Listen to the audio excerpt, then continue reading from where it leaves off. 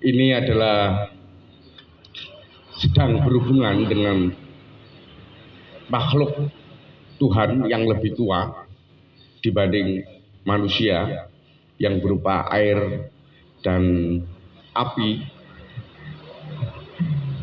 sebagai bagian dari avatar, bekerja sama membangun kehidupan, membentuk penghidupan dan seterusnya. Sebelum menuju kepada narasumber, kita beri kesempatan kepada Ketua Lembaga Penanggulangan Bencana Nahdlatul Ulama, Mas Amalan, untuk memberikan satu sambutannya. Kemudian nanti akan dilanjut oleh perwakilan dari Wakil Ketua PCNU, Cak Nur Salim. Waktu dan tempat dipersilakan. Ini perlu jenengan ketahui, konco-konco kula niki Pak nggih. Terutama sing daerah iki mundir iki Gelaga iki. Iki mlaku rene ya penuh perjuangan, Pak. Dalane ilang. Sing kidul-kidul gak krasa kok ya nduk lor iku banjir. Kaya tewenang kok ya. Aku berangkat training mau jam 3, teko kene jam 4 lebih. Ya mangi mlakune kalem-kalem.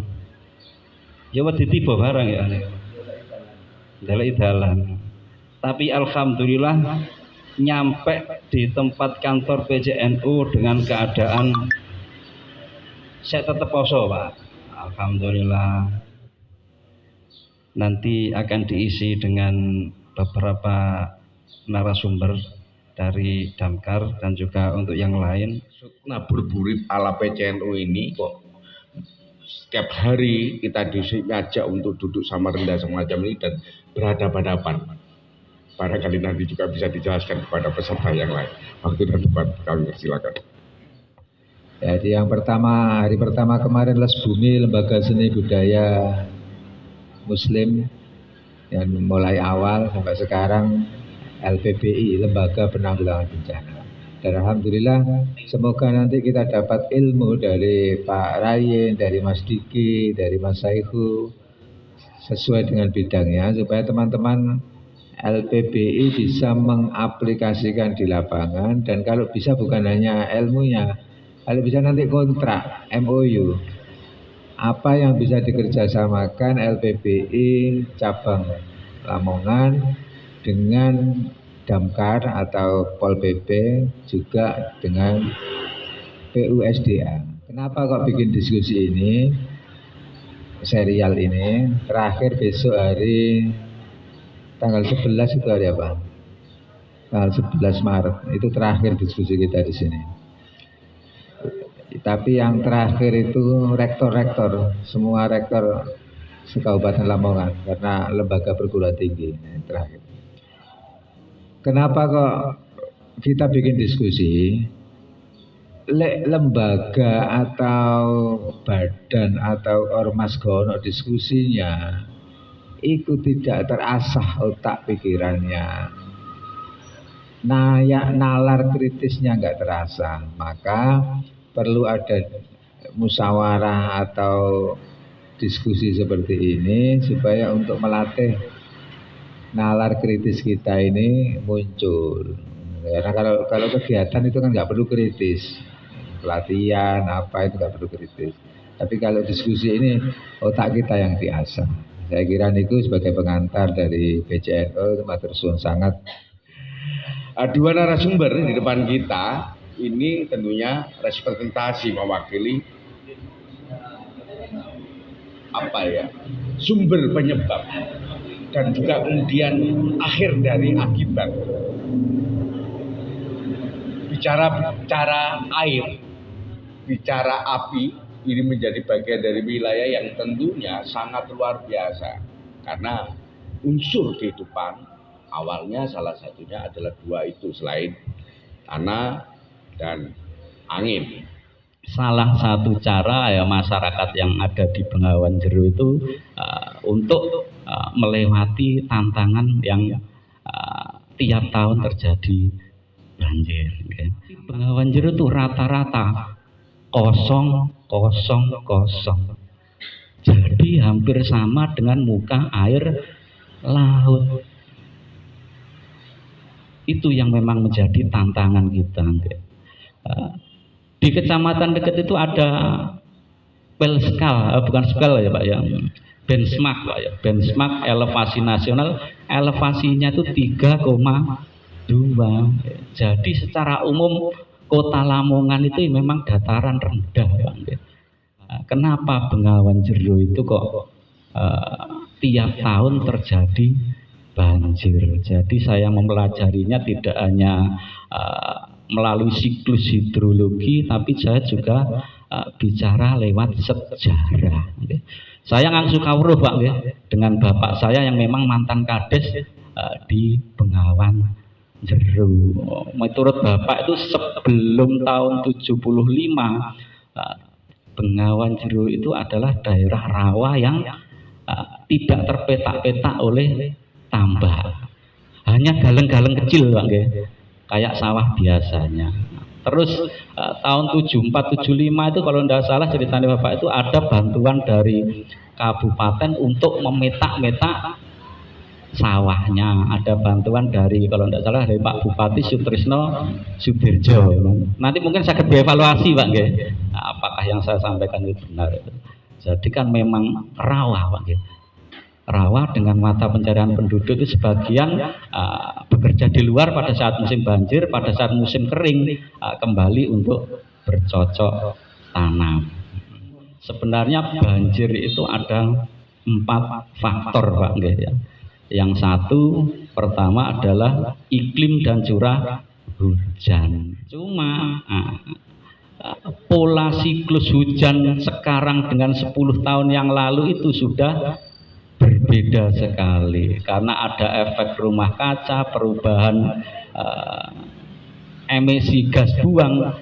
Kalau zaman dahulu bapak-bapak yang sepuh itu tiap ada lintang kemukus mungkin bisa menandakan hujannya mau tiba, saatnya untuk cocok tanam. Kalau sekarang nggak bisa Pak. Kita hanya berpedoman, kalau saya ya memang itu masih jadi problem, tapi kan kita fokus ke satelit dan penakar hujan yang diprediksi oleh BMKG. Tahun 2025 aja sepanjang tahun juga hujan. Yang kedua tempat jatuhnya hujan, yaitu tata ruang.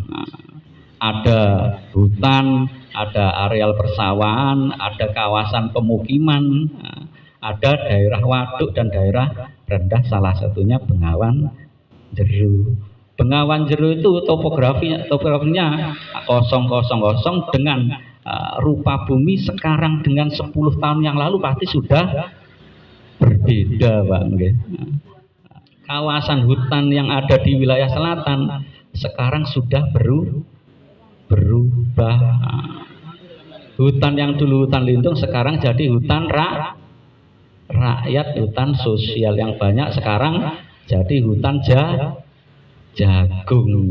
Di Mantub hujan banjir bandang, di Girik juga Pak, di Modo juga. Ya kita pelajari juga Pak, yang di atas memang kawasan hutannya kita sudah habis. Adanya deformasi hutan itu menyebabkan pada saat hujan banjir bandang. Banjir bandang itu membawa apa Pak? Membawa sedimen yang besar yang masuk ke Waduk Gondang, Waduk Brijetan, Kali Plalangan, Kali Mengkuli.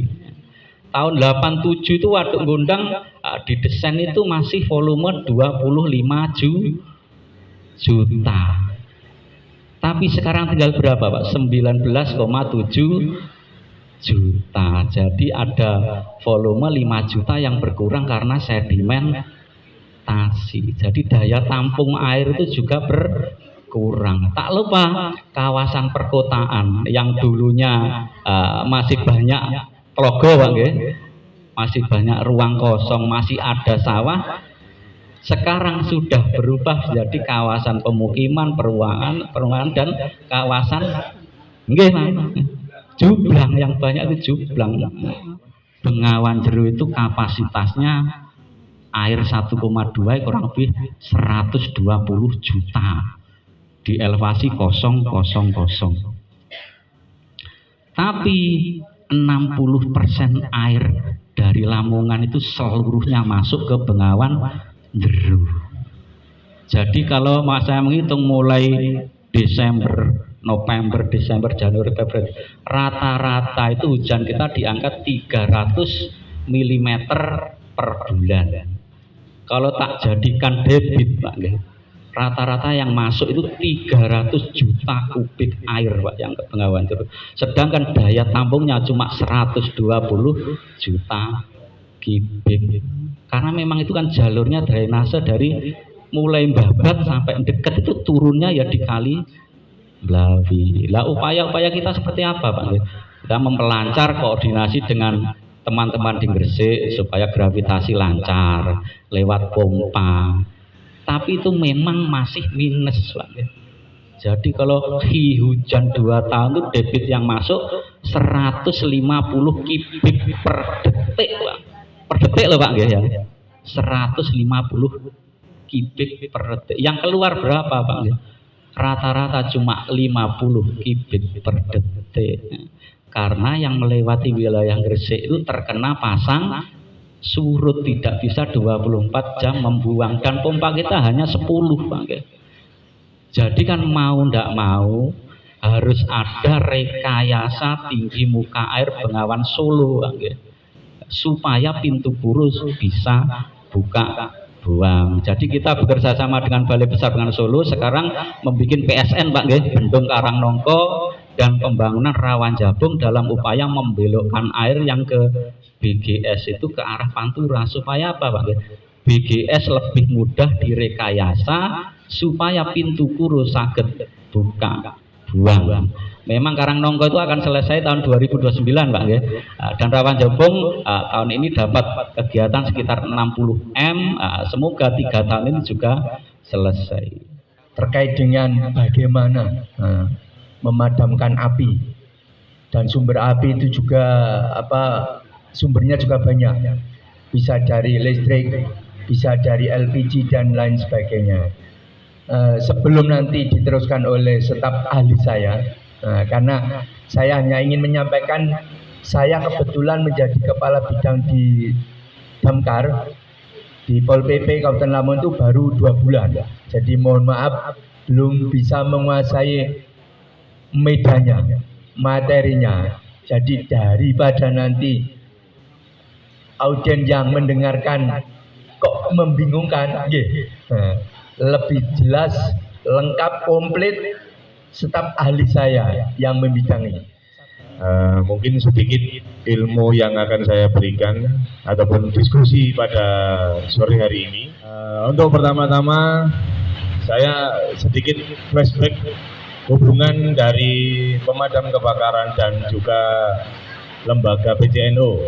Nah, mungkin dulu Pak Hadi dan Mas Samalan sudah menggagas dari Banser, yaitu Balakar, Banser relawan kebakaran ya. Nah, Banser relawan kebakaran.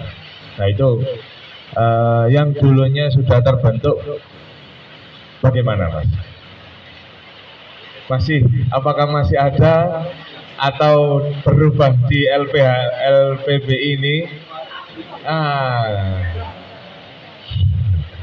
Kalau seperti ini kan lebih enak. Kalau seperti ini mungkin lebih enak karena apa? Di pemadam kebakaran sendiri Bapak, perlu diketahui kita terkendala ataupun terbatas dari sarana dan prasarana.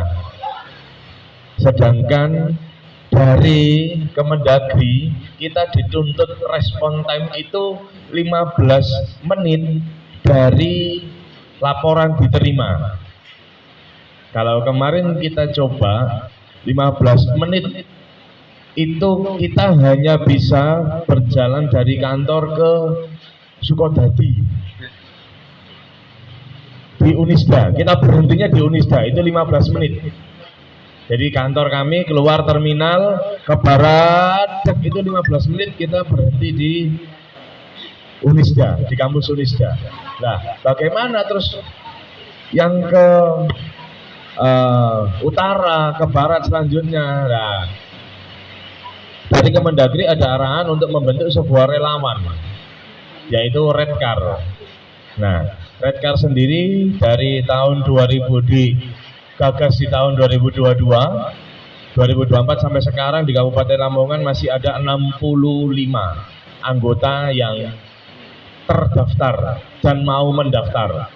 Nah, tujuan dari relawan kebakaran itu, kalaupun sekarang mungkin iklimnya kita masih ada di musim penghujan gitu Pak ya. Jadi untuk kebakaran minim. Tapi kalau melihat dari BMKG kemarin di tahun 2026 ini kemarau itu panjang.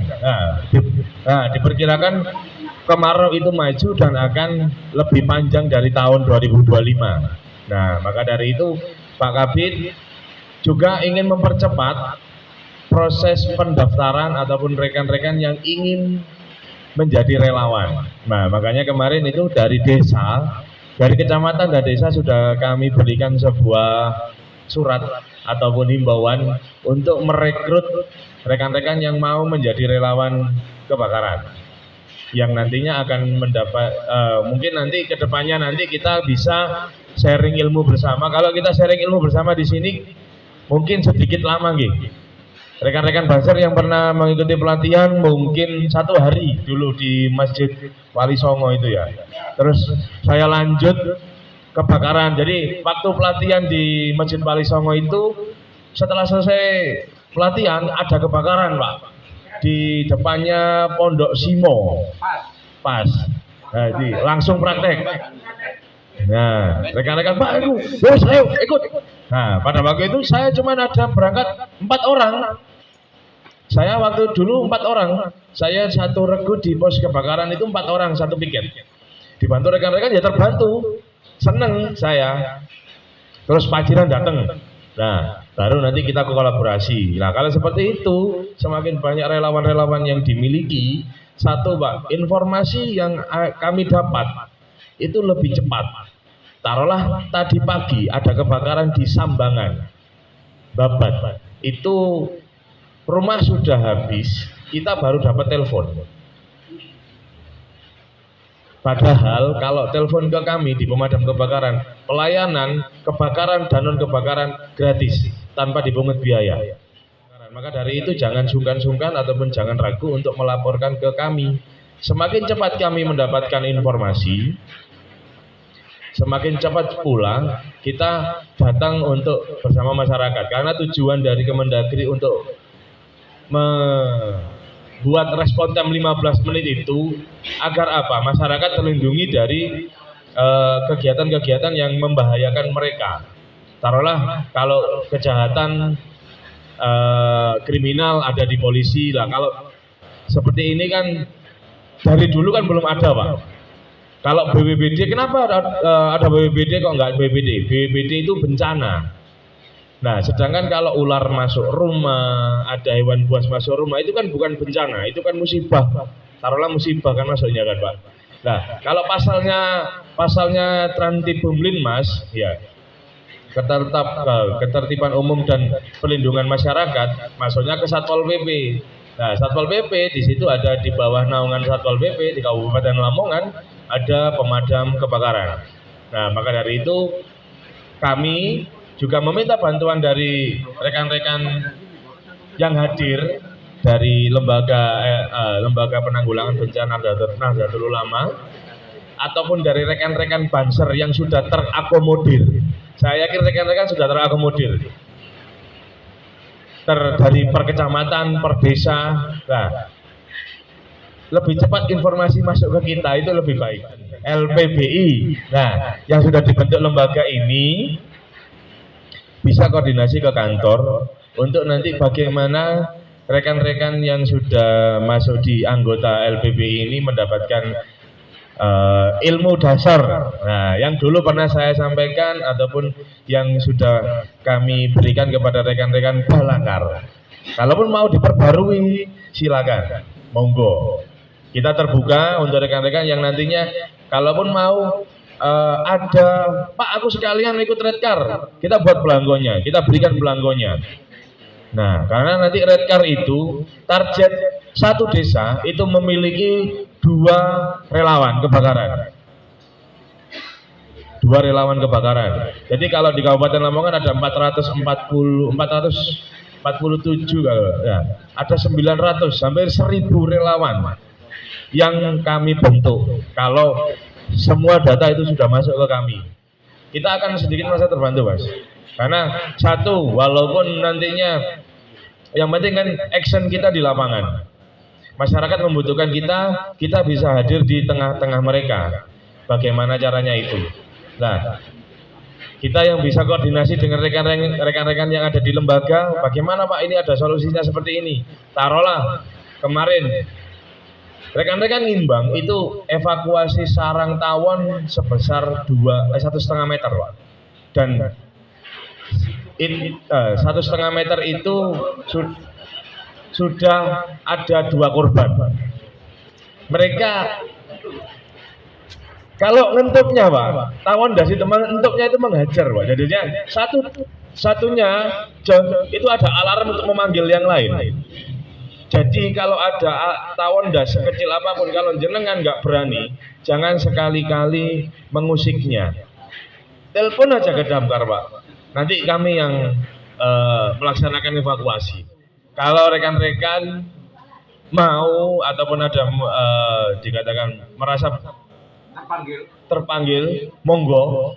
Nanti bagaimana sih Pak? Untuk tawon itu seperti apa? Ular itu seperti apa? Walaupun kami sendiri, kita sendiri satu latihan otodidak. Dulunya juga saya sendiri Pak, saya pernah nggak bisa jalan gara-gara diintum tawon. Belajar Pak ini. Karena nggak ada ilmunya sekolah di mana untuk cara mengevakuasi sarang tawon, nggak ada. Kalau kami kunjung ke lingkungan jenengan, silakan ikut mendampingi. Nah itu tugas Redcar itu tidak hanya sebagai penyalur informasi, tidak, tapi bagian dari kami juga. Jenengan kalau nanti, kalau Pak Kasat kemarin arahannya ada beberapa, nanti kita panggil untuk tahun ini harus ada peresmian untuk Redcar itu. Jadi legal, ada SK-nya nanti, ada pelantikannya.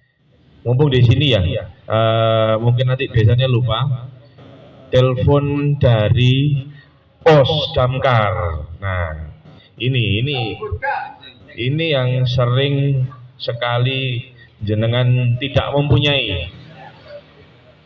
Kalau di pos kota kita masih pakai telepon kantor, gitu Pak.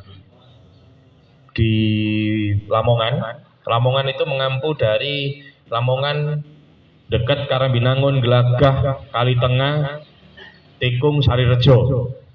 Nah, sebagian wilayah dari Kembangbau dan Sugiyo, Sukotadi.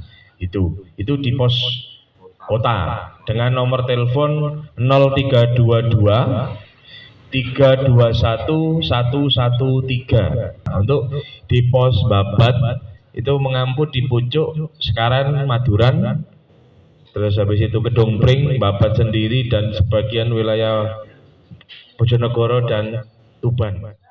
Untuk Babat sendiri nomornya sama 0322 Babat 0322 880 2113. Nah, oke.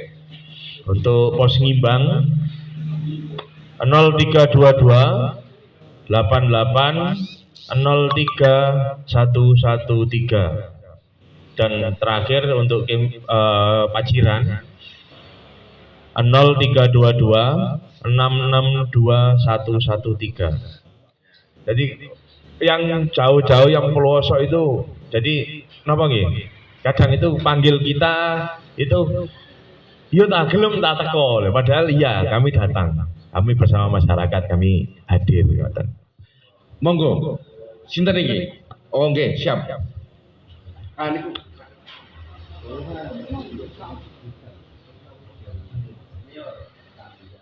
Yang jelas begini Bapak, terkait banjir, kalau di Lamongan ya, ini juga kajian ilmu ya, kajian sejarah.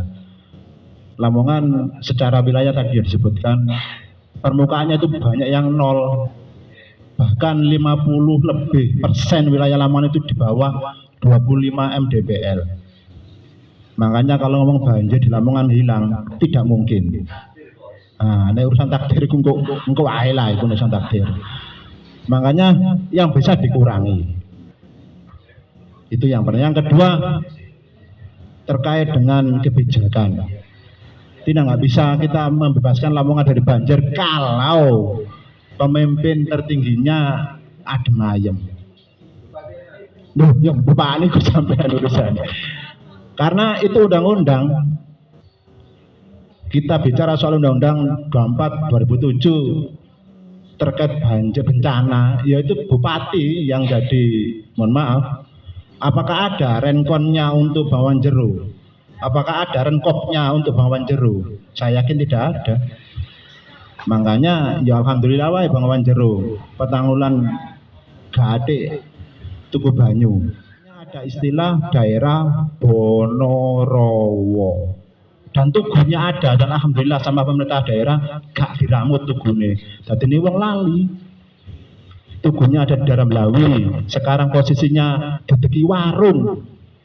Padahal itu zaman Belanda itu kenapa dibuat tugu biar jadi pengingat bahwa ini wilayah Bonorowo harus siap-siap banjir. Ini udan.